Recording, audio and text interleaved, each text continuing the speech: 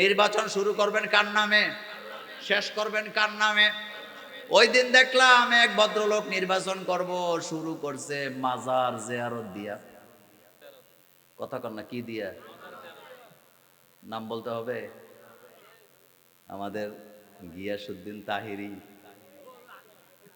এটাই জীবনে প্রথম নির্বাচন, জাতীয় নির্বাচন। তারা নির্বাচন করুক, আমরা চাই নাকি চাই না?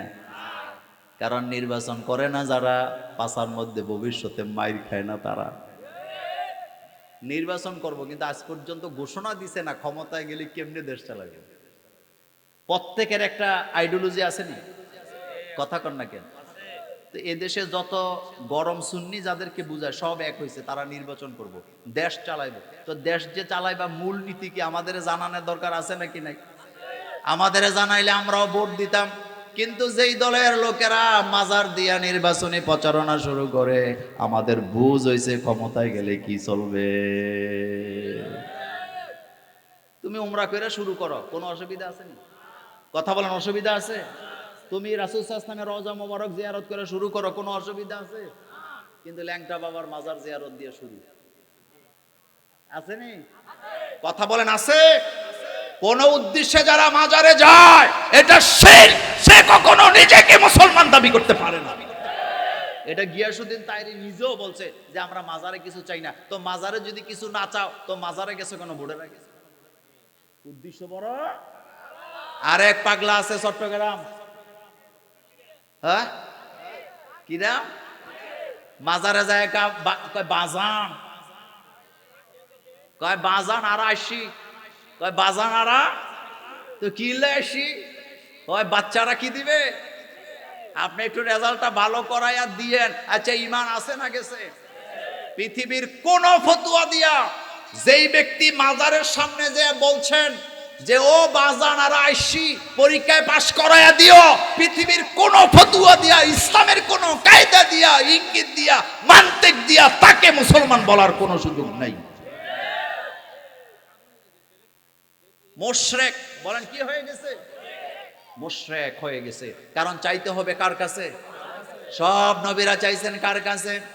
রব্বানা আতিনা, পড়েন সবাই, রব্বানা আতিনা ফিদ দুনিয়া হাসানাতাও ওয়া ফিল আখিরাতি হাসানাতাও ওয়া কিনা আযাবান নার। সন্তান চাইতে হবে কার কাছে? আপনি যা চাইবেন, আপনি যদি ক্ষমতায় যাইতে চান, ক্ষমতাটাও চাইতে হবে কার কাছে?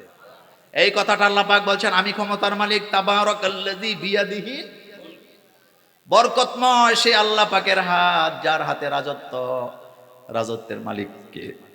তো রাজত্ব চাইবেন কার কাছে? এই মাহফিলের মধ্যে বিএনপির লোক আছে না নাই? জামাত ইসলামের লোক আছে না নাই? অন্যান্য দলের লোক আছে না নাই? আচ্ছা, আপনারা বলেন তো ক্ষমতা কার হাতে?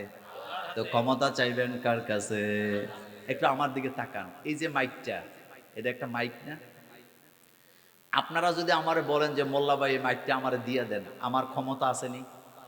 নাই, কারণ এটার মালিক আমি না। কিন্তু এই যে আমার হাতে একটা, আবার ছায়া বয়ে থেকে না বুঝানোর জন্য কই, এই যে ঘড়িটা, ঘড়িটা কার?